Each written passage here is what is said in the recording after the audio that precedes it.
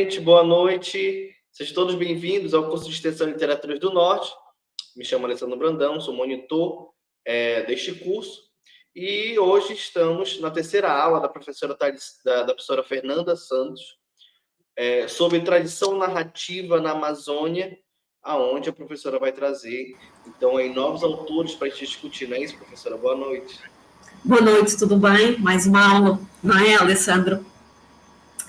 Então, hoje iremos discutir. Para a aula de hoje? Então, como eu falei ontem, logo na primeira e na segunda aula, eu tenho vindo a encurtar, não é? Tanto as minhas referências bibliográficas, tenho vindo a enxugar as matérias para trabalhar com maior profundidade cada autor. Então, hoje eu vou trazer um autor muito conhecido. Acho que, basicamente, sou eu que estou no início do estudo do Dalcídio Jurandir, não é? Porque ele já foi muito apresentado aqui por outros professores. Então, este curso já contou com muitos autores, com muitos professores que falaram deste autor, que é um jornalista, portanto, tem tudo ali a ver com o Alessandro. É um jornalista, é um cronista, um contista, enfim. E alguém que se refere muito à Amazónia e que vai continuar os temas que ontem tínhamos visto, não é? Numa outra perspectiva, evidentemente, muito mais contemporânea. Sendo assim, Alessandro, eu vou pedir só que você coloque aí os slides e eu vou passando. Aí está a apresentação. Então, nesta aula, Dalcídio Jurandir é o nosso autor. Como sabem, estamos trabalhando aqui, só recordando a vocês, com os paradigmas, não é? Também poderemos chamar topoi, não é? Não são bem paradigmas, são tópicos, da tradição narrativa da Amazónia nas letras luso-brasileiras. O motivo pelo qual eu chamei letras luso-brasileiras é porque, até ao século XX, nós temos efetivamente muitos autores que se deslocam, não é? Então, que têm uma deslocação profícua, não é? Entre Portugal e Brasil. E um desses autores, eu falei inclusive ontem, que foi o Ferreira de Castro, que viveu há alguns anos na Amazónia e, portanto, falou sobre o seringueiro, os seringais, com alguma propriedade, sendo que é o outro, não é? A voz do outro, de alguém que veio para cá, e não a voz da pessoa da Amazónia. Agora nós vamos ver as vozes da Amazónia, também tínhamos visto algumas lá atrás, como Euclides da Cunha também passou, mas não é amazónico, não é? Mas agora vamos ver os autores que efetivamente nasceram aqui e falam do lugar, não é? E quando eu digo lugar, são muitos lugares, não é? Não quer dizer que esteja a falar só do Amapá, claro que não, não é? Então, quer o Dalcídio Jurandir, quer o Milton Ratum, que eu trarei amanhã, eles falam de outros lugares e de outras regiões do que nós chamamos de Amazónia, não é? Então é algo muito vasto.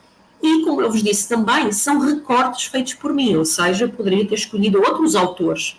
São apenas autores que, para mim, na minha leitura, claro, que é uma leitura sempre muito pessoal, mas também crítica, não é? Do ponto de vista da literatura, eu também leio sobre estas questões, mas é uma leitura, digamos assim, transversal, não é? Eu estou a tentar arrumar alguns autores mais estudados, com alguma fortuna crítica, como o Dalcídio Jurandir, e que escrevam sobre a Amazónia, que tenham como tópicos principais o que se passa na Amazónia.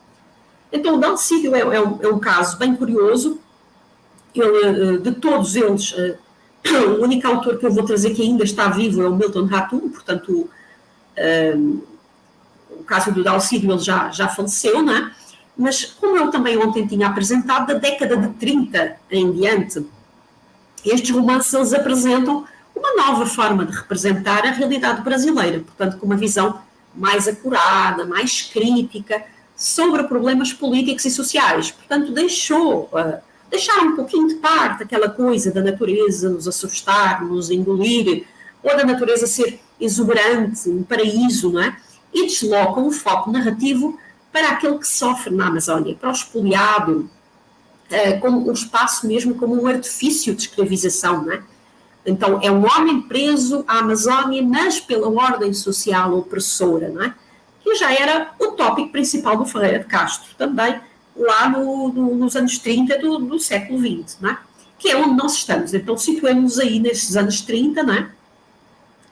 Há uma divulgação que eu falei ontem também muito grande das ideias marxistas, ou seja, o século XX ele conta com autores com ideologias marxistas, Graças ao alastramento do fascismo, há uma resposta a isso através dos partidos comunistas. Então, quer no Brasil, quer em Portugal, e um pouco por toda a Europa, há vozes, não é, deste neorrealismo, deste regionalismo, que efetivamente combatem, não é, os regimes totalitários.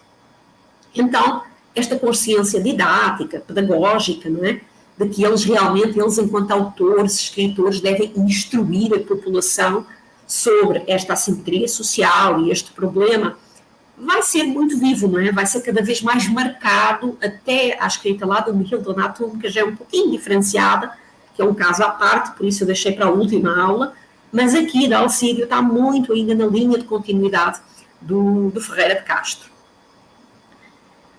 Sendo que Ferreira de Castro, como eu disse, é a voz do outro, é um português na Amazónia, e agora temos um amazonense na Amazónia.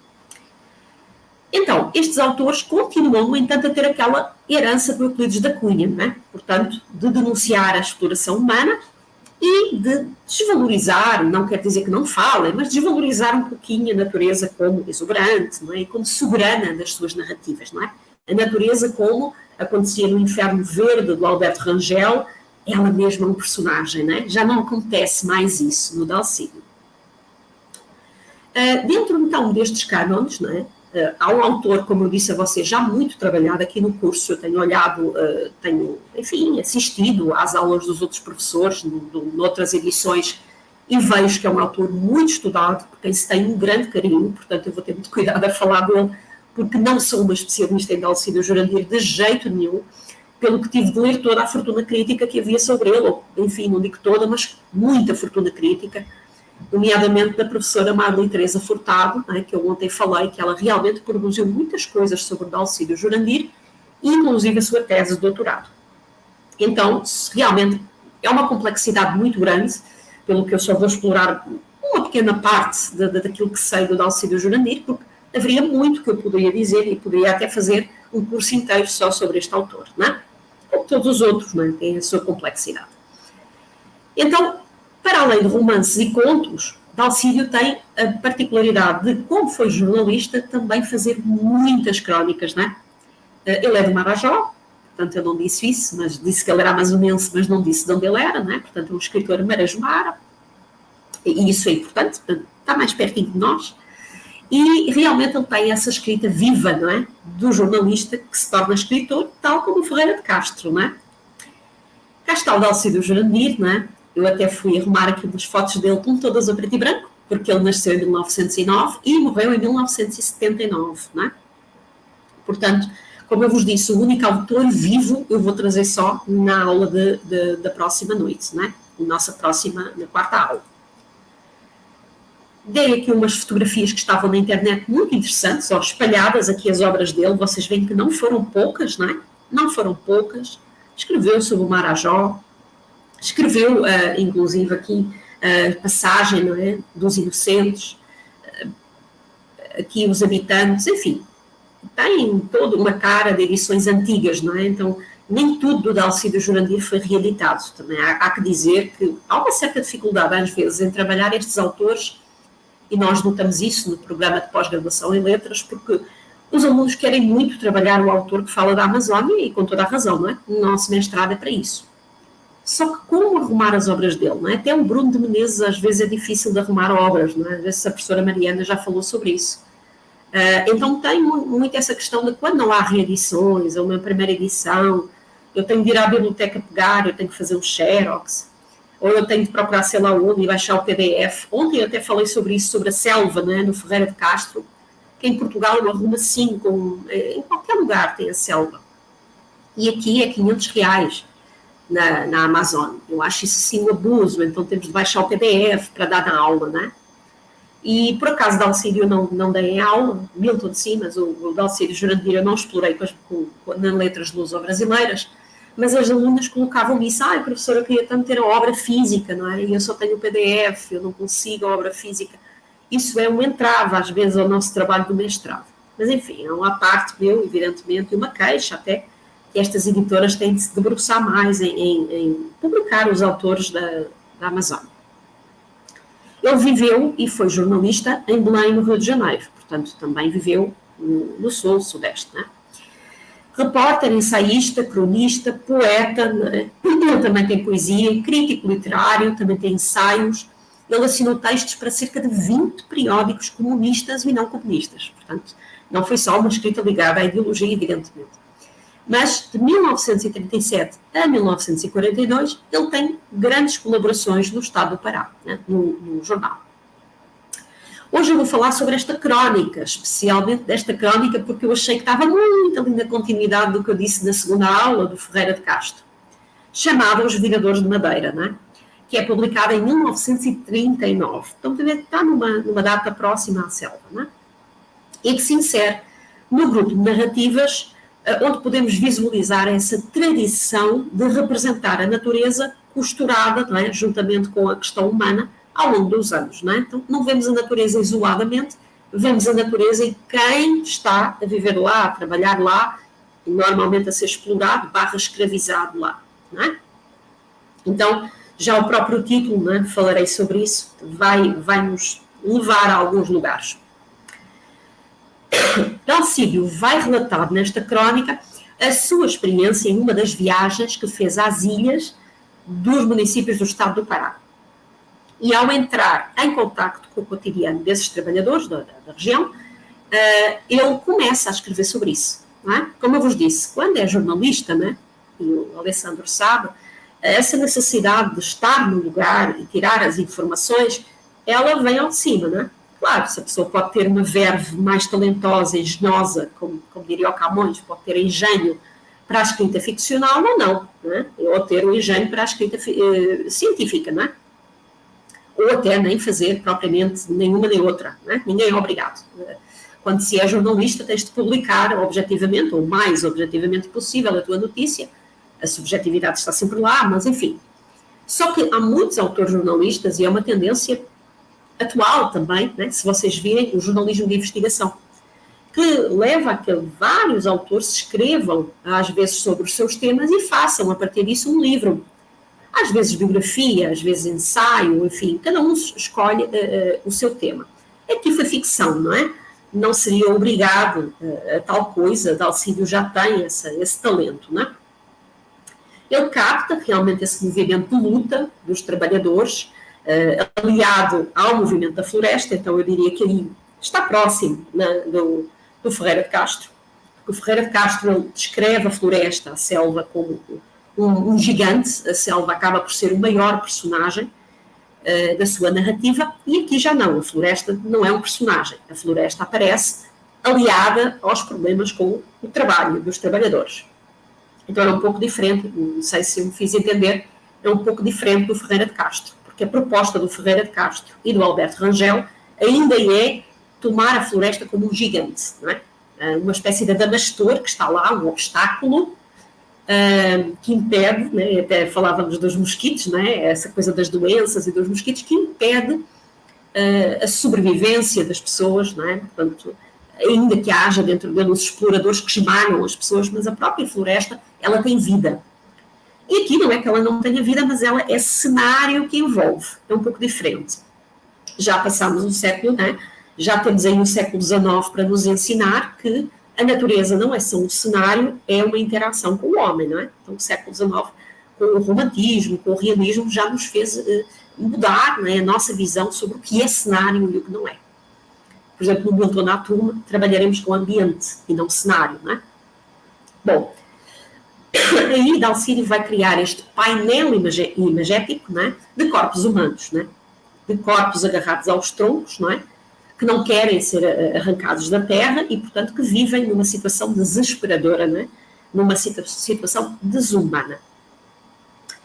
Como na selva havia deixa-me ver aqui. Como na selva havia o Alberto, né? Nós aqui temos, penso que é o Gabriel, né? É um outro protagonista. Eu vou ler um excerto da obra, né? Dormi uma noite no taperi de um amigo para assistir o drama. Acordei para ver a viagem noturna, o espetáculo de troncos humanos, curvos e viscosos, atracados a um touro monstro que não quer subir um lombo da terra, que escorrega do trilho, ocorre uma descida. Há um homem na frente que, com o espeque de Meralba, corta a carreira do rolo, endireita na estiva, vem na frente do madeiro com uma baliza, um descuido, um pé que falseia, um esmorecimento, e eis o homem debaixo do touro, ou no mínimo com a perna esmagada. Então, isto é algo que ele vai, não é? Deixem-me ler até ao final e depois já comento. Já estou a ser impulsiva. Tem ainda os poeiros que ficam nos extremos da quaruba, dirigindo a viragem. São eles que gritam, o vira. Inicial, mandam parar ou chiar o pau. Os pé que transmitem ordem e os outros viradores arrancam. Vira, moceno. E os homens agarrados ao monstro, braços, dorsos, peitos, cabeças confundidas, num só bloco, empurram-no aos gritos, aos vira-vira, numa excitação quase lúgubre. Então, aqui vejam bem como ele descreve o trabalho dos madeireiros e o perigo que é. Porque a força do tronco podia esmagar uma perna, esmagar um braço. Eles não podem falhar. É um trabalho que a pessoa só tem duas hipóteses. Ou faz bem, ou morre. Ou fica esmagada. E não há quem a salve, não é? O seringueiro também estava ali, mas aqui os viradores de madeira, não é? E o próprio título, não é? Eu já estou mais uma vez impulsiva, vou falar do título depois. Mas, enfim, vem até pela linguagem muito específica, eu diria que é jargão até aqui que ele usa, o vira-vira, não é? Como ocorre esse trabalho, não é? Então ele descreve logo ali na página 1 e 2 esse trabalho. O narrador, ele cria essa atmosfera de dor, de sofrimento, diante desta condição de trabalho nas regiões das Ilhas do Marajó. Só que ele não vai fazer essa dor no individual, não é? Ele vai transformar numa dor coletiva, que também é um pouco o que o Alberto faz na selva, não é? Primeiro a dor é só dele, mas ele é um outro, e ele do outro torna-se imiscuído num seringueiro e, portanto, passa a ser uma dor coletiva, não é? Alberto tem aquela trajetória individual e subjetiva de se tornar alguém mais humilde, alguém mais pronto a acolher o sofrimento do próximo e não julgar como inferior, que era a imagem que ele tinha enquanto alguém que vinha da Europa, votava na monarquia e não sei o quê. Nesta crónica, então, temos acesso quase somente à voz do narrador, então, o que é muito interessante, e vão ver que é até diferente do Milton Atum, por exemplo, né, que tem polifonias atrás de polifonia. Nem sei se chama bem polifonia, né? É discutível, né, de acordo com Bakhtin. Então, a voz do narrador é uma voz firme, é uma voz indignada que vai reelaborar a experiência nas ilhas e extrai todo o mistério, né? É a própria voz do narrador que extrai esse mistério para construir a narrativa, né? Então, este narrador, ele é firmemente importante, da mesma forma que o narrador da selva se confundia com o protagonista, né? E, portanto, que era muito importante, que era extremamente, né, chamava muita atenção, né, essa posição do Ferreira de Castro versus Alberto, que é um pouco diferente, é mais distante, mas... E aí, sim, entra o Viradores de Madeira, o título, não é? Eu já estava desde o início, o título. Pois é, Homem-Natureza, Viradores de Madeira. Temos os viradores, que são os homens, temos a madeira, que é o lugar da natureza, né, que vem da natureza. Eles são assim chamados... E realmente eles protagonizam então esse espetáculo dos troncos humanos, curvos e viscosos, como eu citei há pouco, atracados a um touro monstro que não quer subir um lombo de terra. Bom, aqui eu também diria que tem uma certa animização, eu não vou dizer antropomorfização, que é arriscado, animização da própria madeira, do touro de madeira, né, que é um monstro, se torna um monstro, mas está mais na linha da metáfora, não é? E não naquela linha da antropomorfização, no sentido de ter vida própria, não é? Então, um pouco diferente aí da selva, de facto. E, claro, os recursos serão outros, cada escritor tem o seu naipe, não é, de recursos estilísticos. Essa alcunha, então, ou essa forma de apelidar, eu não sei se alcunha é o melhor dizer, pode ser uma alcunha, viradores de madeira, não é? É como se costumam chamar, se deve exatamente à ação física que eles fazem. Então, tem uma outra coisa no título que chama a atenção. Para além de viradores ser relativo aos homens, virar é um verbo, não é? O verbo da ação. É um verbo da ação. Quando viro, eu mexo em alguma coisa. Quando digo viro uma roupa ao contrário, né, a roupa fica do avesso. Quando eu digo virar, na língua brasileira tem imensas outros significados que no português de Portugal não tem. Então, virar pode ser muita coisa. virou louco, não é? Pode ser virou bêbado, quer dizer, tornou-se um bêbado crónico, e nós não usamos o verbo virar em Portugal com isso. Virar para nós, efetivamente, é só um movimento de virar ao contrário, não tem tanta, pelo menos que eu me lembro, atenção, também já estou fora de Portugal há muito tempo, mas que eu me lembro não tem tantas significações metafóricas como no português do Brasil, no brasileiro. Eu digo brasileiro, prefiro, tá? Não vou nem entrar nesse mérito, mas acho que é uma língua com vida própria. Então, esse ato de virar a madeira, converter a madeira da floresta em alguma outra coisa, não é? É que faz com que o título atribuído seja os viradores de madeira, não é? Os homens que viram a madeira. Só que reparem que o título poderia ser aqueles que viram a madeira, os homens que viram a madeira, mas não, são os viradores, porque é alcunha. Eu gosto muito dos títulos, de analisar títulos, não é? Quem é meu aluno já sabe disso. Então, o autor, de certa forma, também faz uma outra coisa, e eu acho que artisticamente falando, é dos processos na literatura mais interessantes. Tá? Para além do fluxo de consciência que eu estou agora estudando e acho muito interessante, eu acho muito válido quando o autor consegue, porque eu acho que esse é o objetivo da escrita, tornar o leitor mais do que um leitor. Ou seja, incutir no leitor alguma outra coisa, como o desejo de lutar junto com ele. É da literatura da época, porque eles são do Partido Comunista, enfim, são de esquerda, não é? Há toda essa ideia marxista de mudar o mundo, não é? Vem o socialismo, tudo mais, tudo bem. Mas eles tentam ideologizar o seu leitor. Por que eu digo que isto é um processo na literatura extremamente produtivo, vou dizer assim, produtivo? Porque o leitor é parte interessada nisto que está aqui. Só que há outras narrativas em que o leitor não é tanto parte interessada e ele tem de ser à mesma, não é? Ligado, conectado à narrativa, como é o caso do Milton Atum, não é? Pronto, só para dar assim um spoiler da próxima aula, é um conjunto, né, um grupo, uma comunidade libanesa que imigra para o Brasil. Temos outra vez o tema da imigração, como na selva, né? Tem várias coisas comuns entre estes autores, por isso os escolhi. Mas eu não sou libanesa, vocês, provavelmente a maior parte de vocês também não, é mais difícil de eu ter essa conexão. Mas aqui eu tenho a conexão com a injustiça, entendem? Se eu for um leitor de 1939, que tive um familiar ou que eu próprio passei por isto, ou que fui esposa de alguém, enfim, filha de alguém que passou, vai-me atingir. Então, a forma como se atinge o leitor e, de certa forma, se coloca o leitor ao dispor do texto, e o texto ao dispor do leitor, as duas coisas, ou seja, há um diálogo e há uma troca bionívoca, é algo de muito interessante na literatura. Então, aqui tem a configuração de uma matéria jornalística, eu já tinha falado, e sem dúvida eu acho que esse é um ponto que vai interessar muito aí o Alessandro, que também vem do jornalismo, mas estas descrições como cronista, elas apresentam o cotidiano dos trabalhadores rurais, a exploração deles, não é? Ao mesmo tempo que consegue imiscuir uma linguagem poética, não é? Um indício de que, de facto, o objetivo dos escritores não é só apontar esse grupo social, não é? Mas também fazer, não é, com que o leitor entenda o que lá está, não é? Embelezar o discurso não é só um artifício, é uma questão retórica, não é? Portanto, pedir que o leitor tome um partido através também do uso da linguagem poética. A forte presença do lirismo, naturalmente, até pela escrita este certo que eu li, já se nota, não é? Que ele, enfim, não é uma matéria jornalística, é uma crónica, e este é o grande, às vezes, problema, né? Quando damos os géneros textuais aos alunos.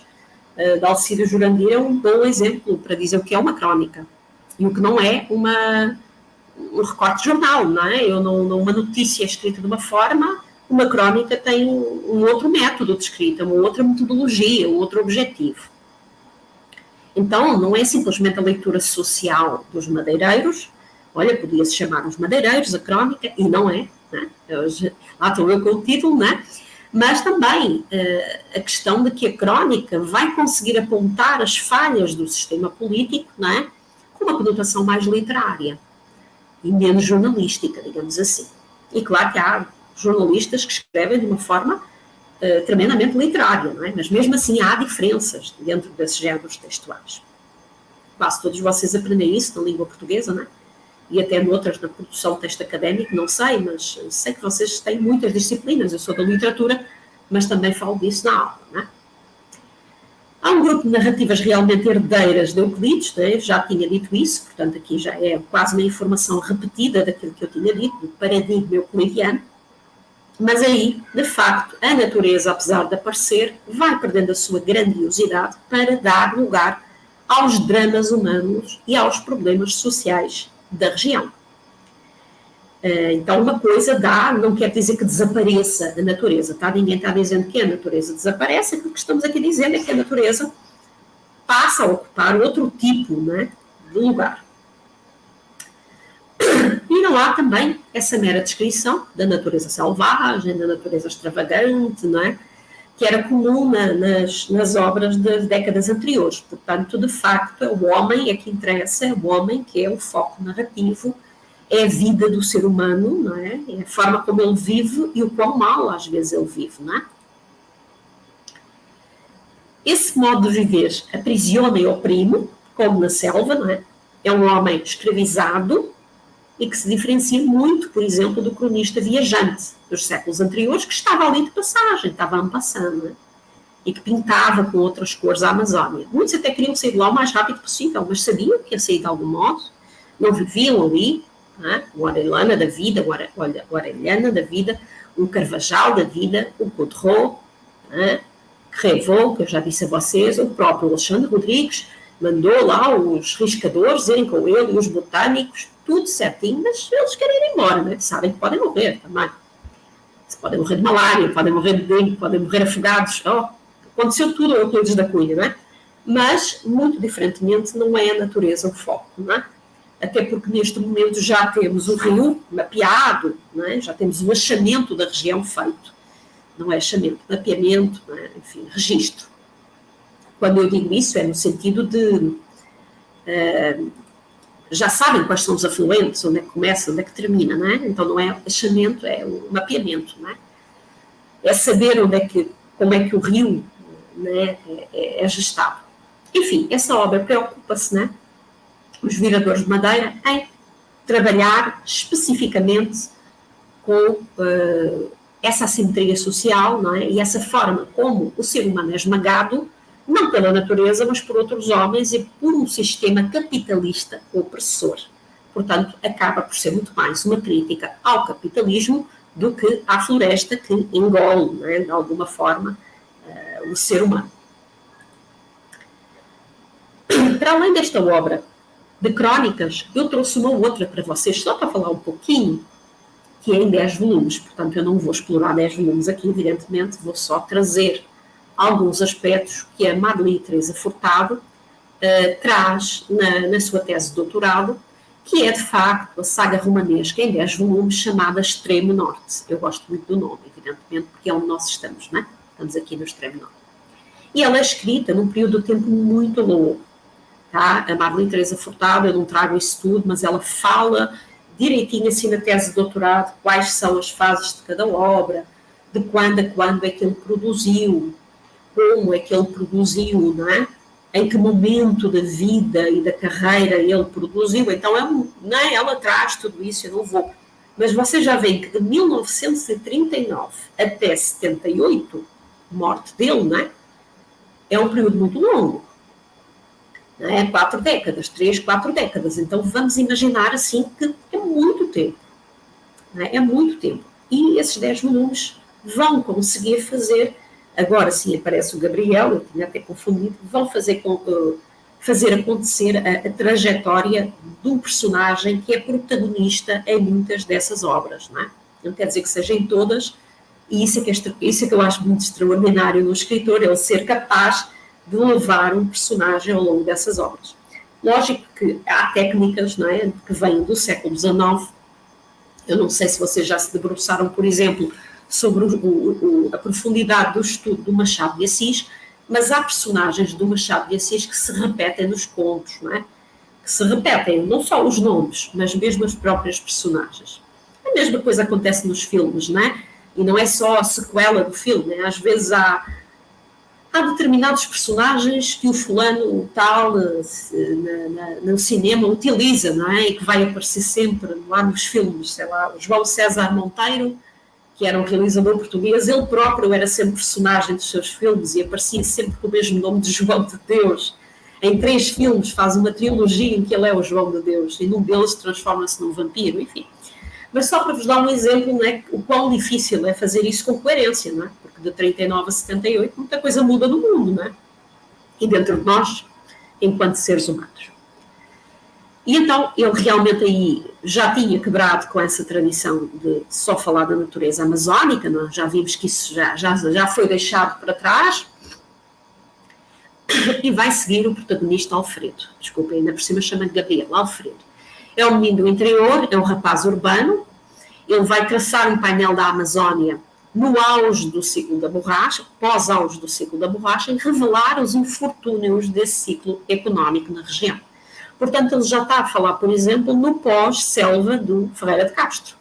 Ferreira de Castro fala do auge do ciclo da borracha, ele já é pós-auge, é o declínio. Então, tem aqui já algo que é importante até para o historiador, não é? Então, todo o extremo norte, do modo geral, vai narrar a trajetória existencial do menino pobre, do menino mestiço, que pouco a pouco consegue descobrir o mundo, não é? E consegue descobrir também as discriminações do mundo, não é? Pelo facto de ser pobre, pelo facto de ser mestiço, enfim, explorado, não é? Então vai seguir esse personagem. Aí nós temos uma questão levantada no extremo norte, e como eu vos digo, se são 10 volumes, eu estou falando, evidentemente, do principal, ou seja, estou sugando as questões principais que me interessam trabalhar aqui. Como eu disse a vocês, eu ia trazer os paradigmas dessa tradição narrativa, não é, sobre a Amazónia, os vários, e portanto eu estou tentando olhar o que é que se foi modificando. Eu não estou fazendo nem uma análise profunda da obra, nem não propus fazer uma análise profunda de cada obra ou de cada autor, tá? Então eu estou mesmo só tentando mapear nas principais obras onde é que aquele personagem, como é que aquele tópico, não é? E aqueles personagens, aquelas narrativas vão se mantendo ou diferenciando, não é?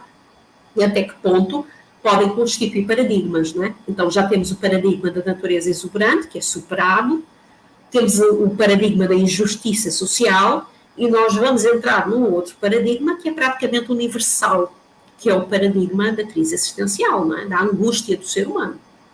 Porque também vamos entrar dentro da linha filosófica, não é? Dentro das questões filosóficas que são colocadas à literatura contemporânea, que é o homem no mundo, não é? O seu lugar no mundo, a morte e o homem, não é? O homem perante a morte, o homem perante a vida, enfim, todas essas questões que vão, né, depois ser mais preponderantes até 78, por exemplo, que é essa data, 74, 78, né, até aos anos 80.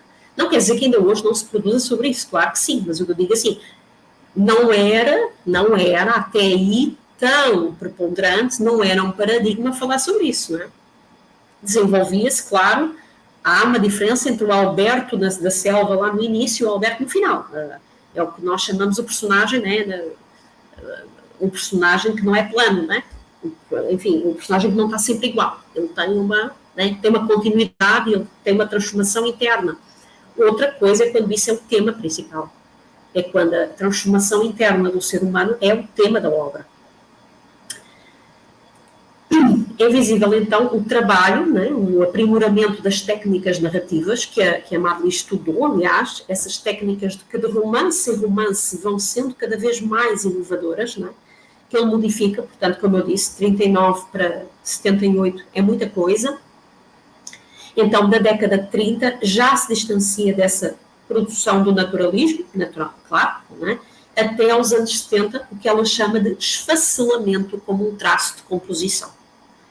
E este esfacelamento, que eu também não vou tanto assim aprofundar, a palavra é dela, eu coloquei entre aspas, não a cito aqui, mas num trabalho escrito, evidentemente, que tem que ter outro cuidado, porque a Marli é que é a autora deste termo, que eu acho muito interessante, porque é como se vocês tivessem um pãozinho na mão e esboroassem, não é?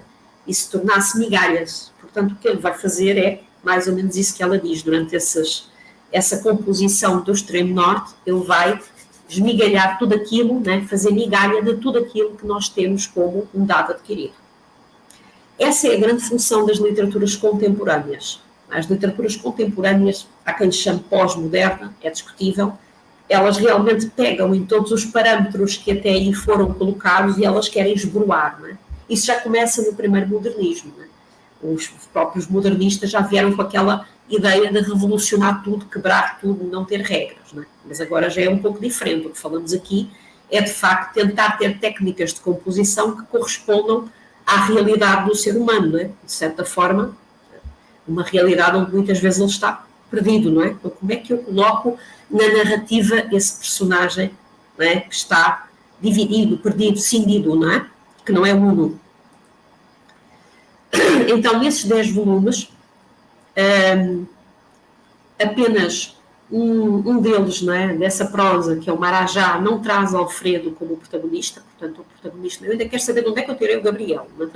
Há de haver um Gabriel por aí, mas é Alfredo, não é Alberto, que é o da Selva, e agora é Alfredo, eu já ando a confundi-los. Então, ele fica, de facto, ausente desse romance, mas é personagem central dos outros 9. Então, se são 10, é muita coisa, não é? É ele o elemento unificador da narrativa, não é? É o recurso que o autor tem para demonstrar o seu projeto literário da construção romanesca de uma certa Amazónia. Não é? Todos estes autores falam de uma certa Amazónia. O Milton Ratum vai falar de uma Amazónia muito particular, que é a Amazónia dos libaneses. Então, já temos o Oriente no Ocidente, não é? Já é uma outra coisa.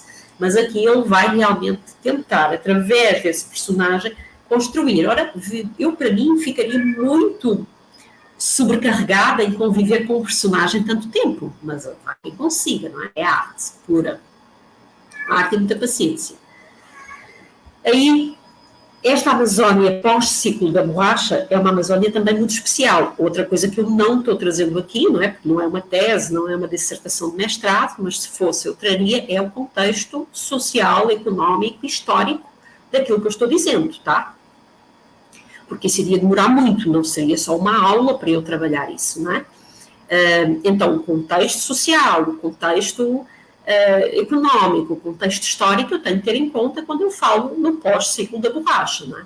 Então, é um ciclo, esse ciclo da borracha, muito rico, que ergueu palácios, teatros, palacetes, não é?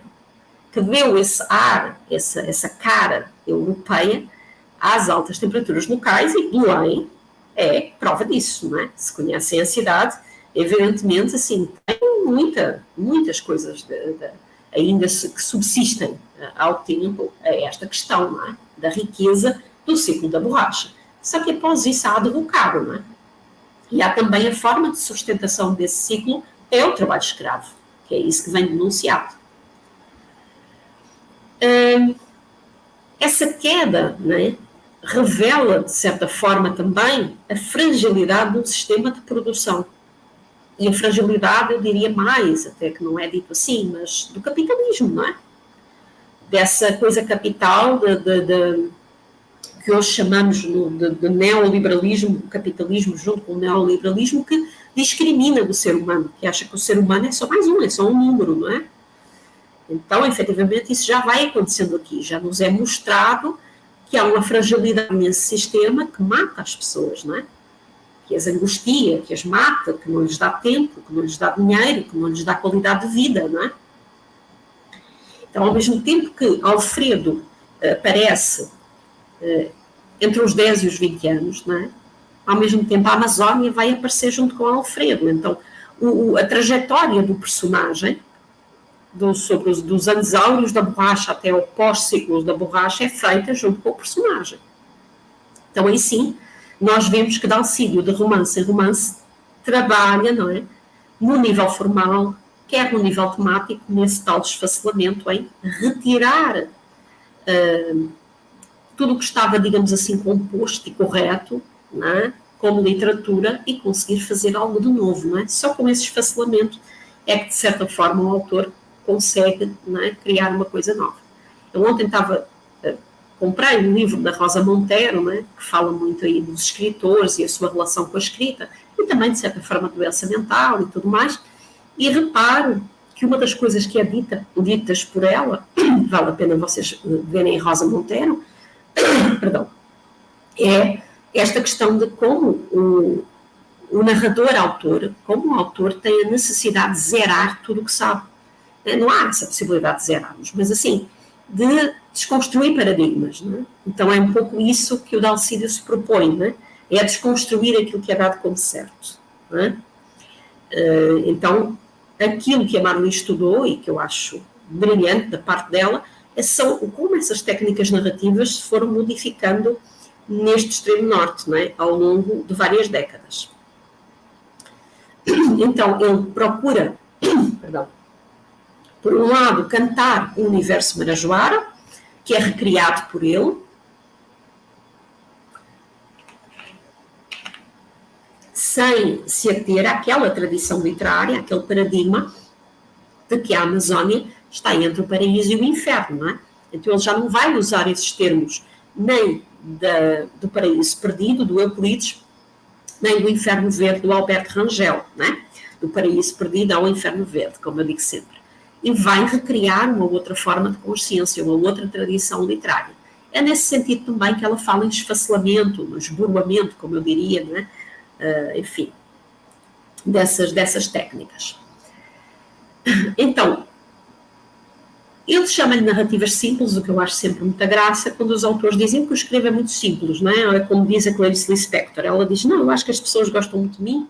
Vocês já viram essa entrevista dela de 1977, não é? Ela diz, acho que as pessoas gostam muito de mim porque eu escrevo fácil, não é? Nada fácil, nada fácil. Então eu sempre desconfio de autores que dizem que escrevem muito fácil, não é? De jeito nenhum, o José Saramago e o Lobo Antunes nunca disseram isso, nem podem, né? Mas, enfim, o Dalcídio vai ser também um destaque, né? Graças a isso. Ele diz, é uma narrativa simples, mas ele vai se destacar muito por outras questões, né? No panorama mundial, né? Então, mas há um caráter nacional aqui.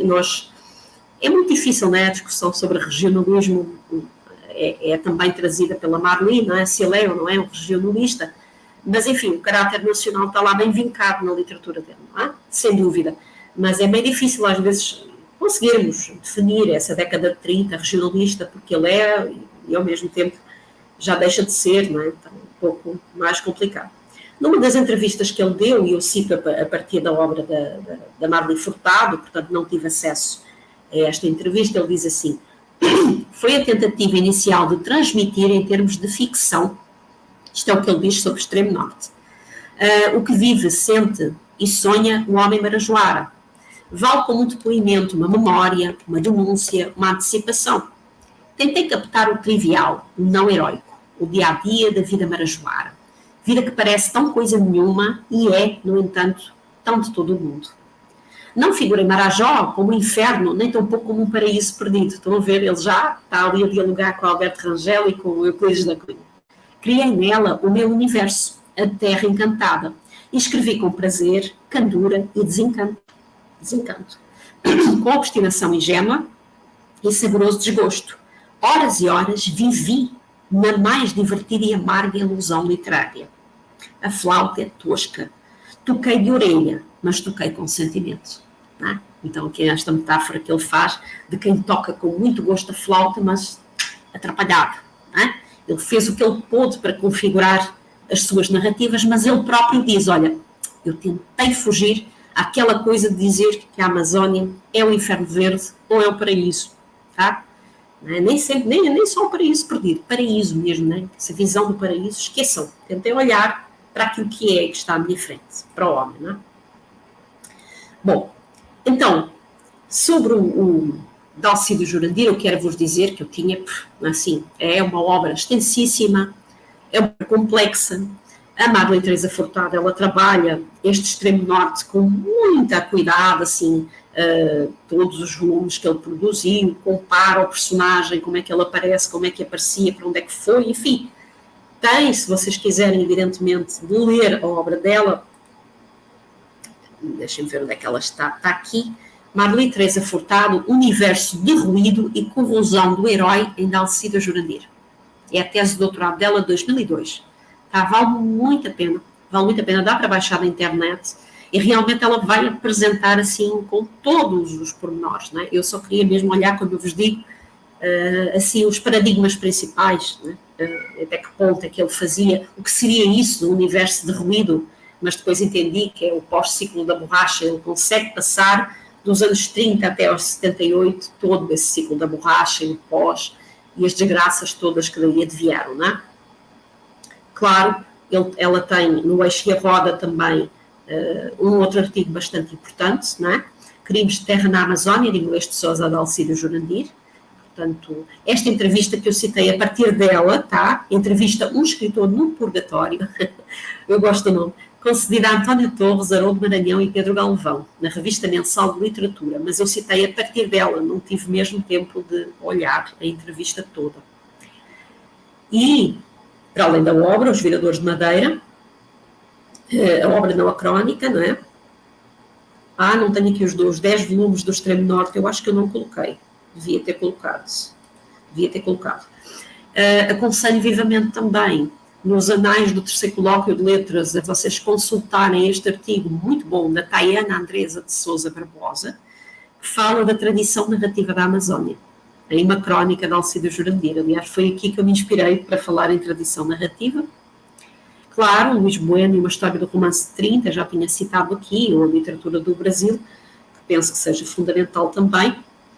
E, assim, como eu vos digo, eu tenho sempre enxugado a minha bibliografia na tentativa de vos trazer o principal, não é? Enxugar o melhor possível as matérias, não é? Conseguindo, no entanto, a amplitude para olhar, não é? Olhar o melhor possível e com o olhar mais crítico possível o que seria essa tradição narrativa e o que seriam, eventualmente, os paradigmas, não é? Ou se é que podemos esclarecer ou posicionar-nos como paradigmas. Pode ser que haja outro nome melhor. Eu às vezes tenho que pensar muito tempo nas coisas para conseguir vos dizer se o melhor nome é paradigma ou não, né? Ou se é mesmo tradição narrativa, pode ser que seja tradição narrativa. Eu gosto mais talvez de falar em paradigmas. Acho que é difícil olhar para uma tradição narrativa amazónica, não é? Amazonense, mas tentamos, não é? Tentamos olhar para aquilo que é comum, tentamos olhar para aquilo que efetivamente nos dispõe, não é? Ao estudo destas obras e nos dispõe, de alguma forma, a procurar, não é? Aspectos que vão sendo modificados até o que é a literatura de hoje. Na próxima aula, que eu estarei com vocês, eu vou falar do Milton Ratum, que já é um outro caso, que já é uma outra narrativa, que tem outros tipos de narradores muito diferentes do de Alcídio Jurandir. Não é? O de Alcídio Jurandir, realmente, eu poderia trazer várias crónicas, poderia trazer o Extremo Norte até com maior profundidade, mas aquilo que eu trouxe para vocês é realmente essa questão de vermos até que ponto ele desconstrói, derrui, como ela diz, não é? Ou desestabiliza esses paradigmas já dados, tá? Então, para hoje seria essa a partilha. Não sei se o Alessandro já está aí preparado para reentrar. Não, está ele. Estou aqui, professora. Assim, estava ouvindo atentamente essa discussão boa, né, do Dalcídio Jurandir, de como, assim como o próprio Euclides, né, que a gente discutiu na primeira aula, desse poder linguístico que o jornalismo tem, né, de falar da realidade, né, de dizer o fato em si, mas também de usar esses fatos para recriar as histórias, né? Recriar não só com um jornalismo literário, como um livro documentário, mas também como um jornalismo literário fictício, né? Justamente por conta dessa responsabilidade das fontes, das ideias, enfim, essas crônicas da vida que a gente observa e que acaba sobressaindo um detalhe ou outro como uma história quase que completa de um determinado assunto que ele observou ali e que na cabeça dele acaba sendo recriado, tentando imaginar como é que chegou até aquele destino, até aquele sentido. Né? Eu acho isso muito legal. Uma outra coisa que eu tinha falado ontem, na outra noite, né, na segunda aula, é do lugar de fala, não é? Temos enfim, usado a expressão lugar de fala, porque há muitos críticos, né, nessa aula você não estava aqui, mas há muitos críticos que dizem que o autor da Selva, Ferreira de Castro, como é português e viveu aqui só há alguns anos, não tem propriedade para falar, não é? Claro, tem, porque também foi seringueiro, mas é alguém que vem de fora. E realmente, se nós formos ver, da Amazónia propriamente, dos que eu apresentei aqui, é o Dalcídio e é o Milton Ratum, porque os outros todos são de outros lugares do Brasil ou de outro país. Até os próprios viajantes e cronistas. Então, isso também dá, digamos assim, uma outra propriedade. O Dalcídio Jurandir e o Milton Ratum é muito premiado também por isso, não é? Além do talento, é a voz local, não é? Porque se dá valor a isso, não é? Como é que alguém de fora vai falar da Amazónia? Como é que alguém fala da Amazónia sem viver na Amazónia, por exemplo, não é? Que as pessoas têm mitos na sua cabeça, que nós conhecemos todos, que a gente vive aqui na selva e tal, não sei o quê. Mas sem viver na Amazónia não há essa propriedade. E mesmo quem vive, se vive só um ano, como foi o seringueiro lá, o Alberto, que viveu um ano a trabalhar em trabalho escravo, até que ponto é que ele tem propriedade para dizer o que é a Amazónia, não é? E o Dalcídio tem. Passou por vários locais, viveu em Belém, escreveu sobre, não é? É articulado politicamente, então digamos que ele já tem tudo o que nós esperamos dessa voz local, não é? Nós às vezes não temos se calhar um representante amapaiense ainda, ou se calhar temos, não é? E não sabemos. Mas o Dalcídio, ele mostra muito essa questão do que é o extremo norte, não é? Não sei se você concorda. Não, e concordo, ainda reafirmo, por exemplo, quando a gente depara, por exemplo, ano passado agora, 2023, teve uma questão sobre o mar abaixo numa prova do Enem. Uhum. E aí usou como texto base o texto que foi utilizado na defesa para o IFAM. E quantos amapaenses acertaram ou erraram essa questão, né? Eu acho que é um dado que a gente precisa, né, discutir, e eu acho que até através de literatura do norte, como essa forma de incentivo dos amapaenses ou dos nortistas, dos amazônicos conhecerem a Amazônia em si, né?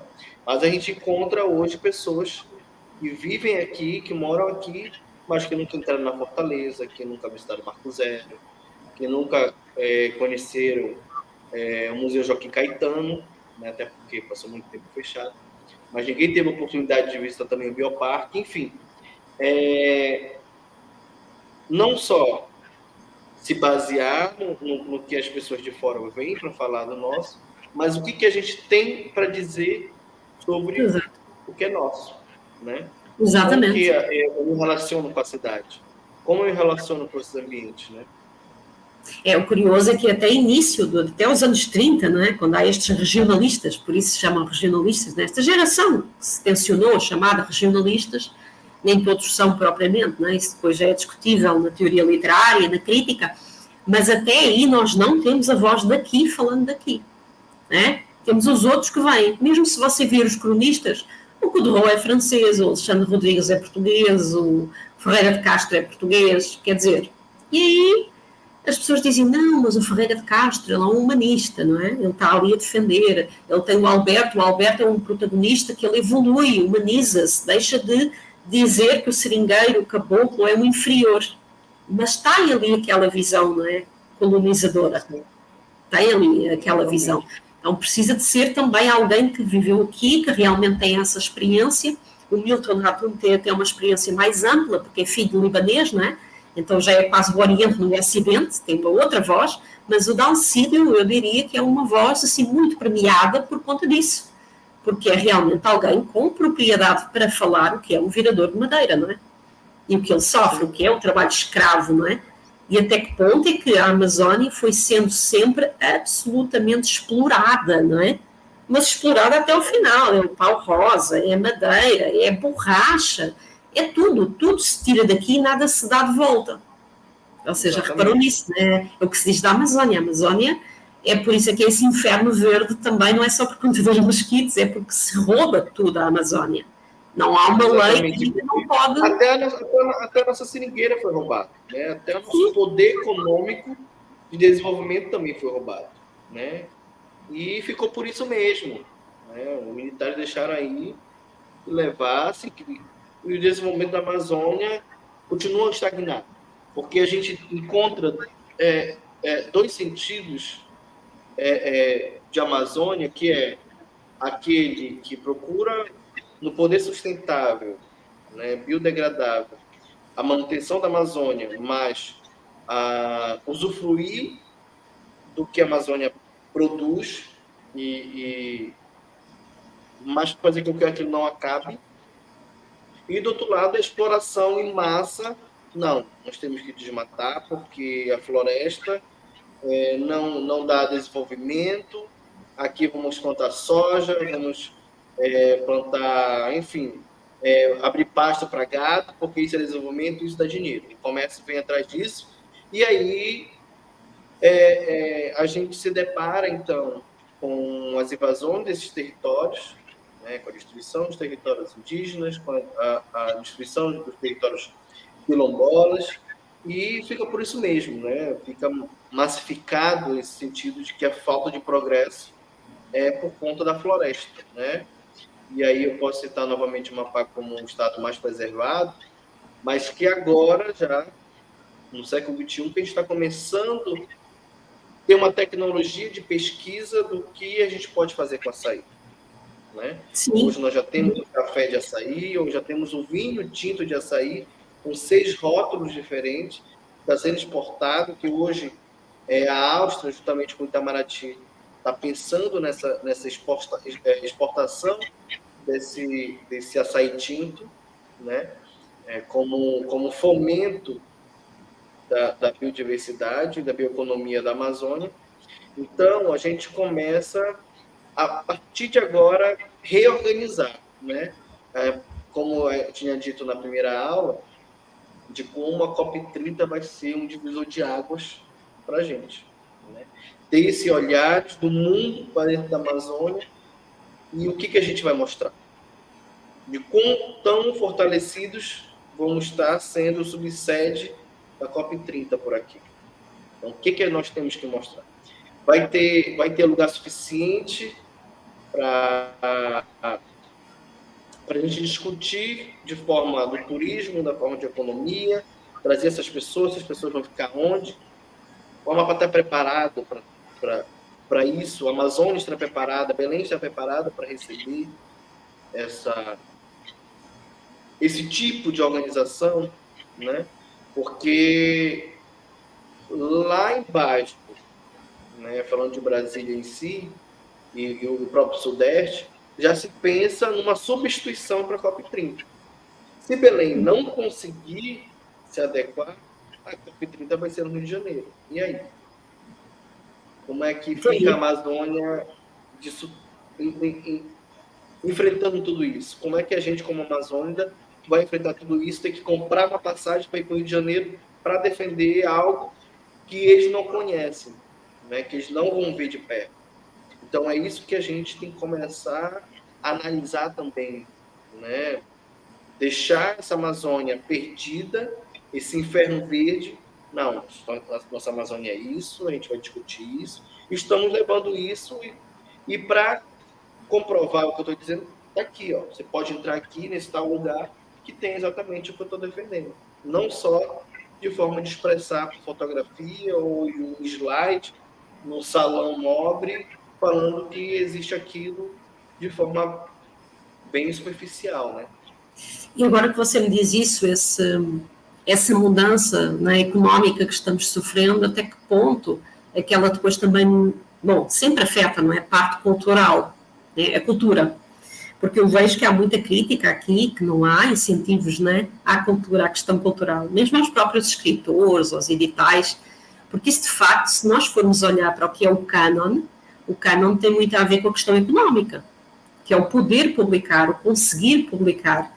E o que eu vejo, os autores que eu sigo na internet, sobretudo, é a queixa que eles não conseguem publicar, às vezes nem pagando, né?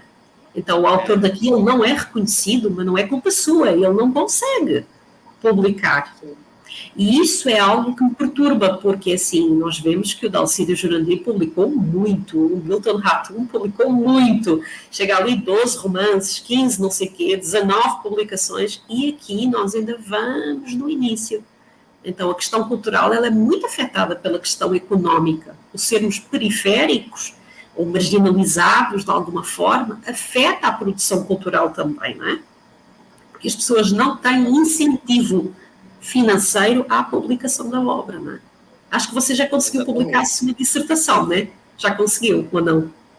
Ainda não. Ainda não. Eu tô me organizando agora já para 2024, já fazer a publicação e impressão em livro, já como forma de incentivo também, até para a comunidade mais africana, como o meu tema também publicar suas histórias e os seus conceitos, né? E é exatamente isso que dentro da universidade, dentro da própria editora da universidade, da Unifap, do IFAP, também procurem esses espaços, né? Seja uma demanda, seja sei lá, um edital, ou poder público. E esse assunto nós discutimos, né, em outras edições do curso de Literatura do Norte, dessa falta de incentivo que o poder público dá para a área da literatura, né? Seja para a publicação dos livros, seja para a divulgação desses livros, né? Não é à toa que é justamente de forma de enfrentar isso que a gente procura a Secretaria de Educação para levar a literatura do Norte para dentro das escolas, justamente para montarmos um dossiê também do que seria as literaturas que a gente discute na Amazônia. O próprio Gapuia, curadoria literária, que é coordenado pela professora Rosilene Pelaz aqui na Unifap, é justamente para isso também, né? Onde a cada edição vai ser um autor, e em cima desse autor vai ter uma breve história inédita, né? Seja lá um romance, uma peça, e em cima disso os pesquisadores também vão falar das obras desse autor, além da biografia, enfim, um livro mesmo com um dossiê literário desse autor da Amazônia, seja ele músico, seja ele escritor, compositor, enfim. O Gapuí, ele vem justamente com essa, como é que eu posso dizer, com esse projeto inédito, né, através também da editora da Unifap, fazer com que consigamos não só levar para a internet com PDF para qualquer pessoa analisar o material, mas também imprimir e levar para as escolas, para ser discutido também pelos professores de literatura, pelos professores de literatura, dentro da sala de aula com os alunos. E até então a gente só fica naquele eixo de literatura nacional, né, que a gente encontra aí do Nordeste, na área litorânea do Brasil, né, do Nordeste até o Rio de Janeiro, enfim. A gente precisa também das vozes da Amazônia. Exatamente, a importância também aqui do Literaturas do Norte é essa, né? A gente sempre puxa um pouquinho a brasa à nossa sardinha, mas a verdade é essa, não é? Precisamos de divulgar, não só aqueles que são... Eu, por exemplo, eu trabalho muito com o Canon, não é? Eu tenho tentado e feito um esforço para ler o que está fora, não é, do Canon, porque conheço melhor, não é? Então, para mim é mais fácil eu trazer aqui, não vou dizer que não é? Porque é mais fácil trazer aqueles que eu realmente conheço e já leio há mais tempo, né? Dalcídio Jurandir não leio há tanto tempo assim, mas alguns outros, como Ferreira de Castro, né? Ou como Euclides da Cunha, eu já tenho um treino. Eles são, de certa forma, ainda assim são um pouco canónicos, não tão conhecidos, não vou dizer que o ensino médio, eles conhecem o Euclides da Cunha, mas né? Vão ouvindo falar. Agora, se nós falarmos da expressão local, sei lá, se nós falarmos aqui dos nossos autores locais, do Mário Paes, ou da Pata Andrade, ou do Marvin, né? Fernando Canto, ele já é muito conhecido, ele é do Pará, mas ele já é muito conhecido, vive aqui. Mas esses, assim, realmente, as pessoas não conhecem, vale a pena, não é? Ler, vale a pena conhecer, enfim. Então, eu acho que vale a pena também apostar na publicação desses autores. independentemente dos temas, porque nós sabemos que o autor da Amazónia não vai só falar da natureza e da Amazónia, vai falar sobretudo das questões contemporâneas, que é a vida dele aqui, não é? É o que ele sente, são questões existenciais, transversais à humanidade. Então nós não vamos só trazer o lugar acaba por ser o cenário onde nós próprios, não é, evoluímos como seres humanos, como pessoas, não é, onde nós trabalhamos e não só, já não estamos debruçados nessa questão de descobrir ou redescobrir, não é, a floresta amazónica, não é? Já são outras questões que são trazidas, mas que vale a pena ouvir, não é? E que às vezes são até vozes diferenciadas, não é? De alguma forma, claro, tem o seu background, tem a sua história, não é? Como todos os autores têm, mas, enfim, eu vejo isso como algo muito importante. Por exemplo, eu acho que a parte do Nordeste do Brasil já tem isso muito bem implementado, não é? Vamos lá falar bem do Ceará. O Ceará já tem ali uma série de autores cearenses que são ultra conhecidos, ultra canons, né? Tem ali pessoas até que... Então, tem a primeira academia de letras, né? No Brasil. Exatamente. Ceará tem os melhores alunos do Enem, não é? As maiores notas estão lá. Ou seja, a gente costuma brincar e dizer que o Nordeste por si só já sustenta o Brasil, não é? Porque tem lá os melhores alunos do Enem, eles sozinhos eles sobrevivem, não é? O Marcos Paulo não precisa de nós. Brincando, mas ele já tem o seu Ariano Suassuna e está tudo bem. Mas, assim, há também esta coisa do Extremo Norte, por exemplo, esta obra que eu não conhecia do Dalcídio Jurandir, do Extremo Norte, ela é escrita de 39 até 78, quer dizer, é uma obra e tanto, não é? Só a Marli, para estudar aquilo tudo, realmente a professora Marli. Mas não é algo que nós temos assim de repente de olhar, e vai como no Amapá também temos um escritor assim que não publica, não é? A gente não sabe se tem aqui um gênio que não consegue publicar porque não há um mínimo de incentivo, não é? Então é mais ou menos por aí, não é? No Nordeste eu acho que já tem tudo firmado, Sul, Sudeste, mas o interior do Brasil, o Norte do Brasil, continua a ser muito difícil fazer arte, não é? Eu vou dizer assim, fazer arte, não é? Não só literatura. Exatamente. Não só literatura, né? É verdade, isso mesmo. Até nossas pinturas também acabam sendo desvalorizadas por essa falta de incentivo. Mas, bom, professora, queria agradecer a sua aula de hoje, né, nesta quinta-feira. E então amanhã nós já temos então a última aula, que é a quarta aula, que vai ter aí o Milton Atum. Então, desde já queria agradecer, porque já tem crianças chorando aí. Oh, meu Deus, são gatos. São gatos. Mas então, professora, muito obrigado. Obrigada. Boa noite a todos. Lembrando que na descrição do vídeo está a lista de frequência da nossa aula de hoje, tá bom? Então, gente, muito obrigado. Então, a gente se encontra amanhã com mais uma aula aqui no Literatura do Norte.